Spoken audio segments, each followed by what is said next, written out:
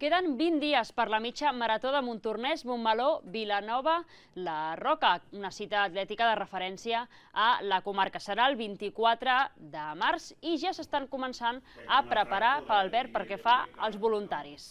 Exacte, i és que a través de la Creu Roja s'ha fet un curs de primers auxilis, dirigit sobretot als voluntaris. Aposten, doncs, per aquesta formació sanitària bàsica perquè, tot i que hi ha un ampli desplegament de la Creu Roja durant la cursa, també és important que els voluntaris sàpiguen actuar si alguna situació ho requereix. Exacte, sobretot davant de casos de persones que potser puguin patir un desmai, una aturada cardiorrespiratòria, doncs és important poder reaccionar d'una forma molt ràpida. Aquesta formació s'ha fet al Casal de Cultura amb una sessió teòrica i alhora pràctica.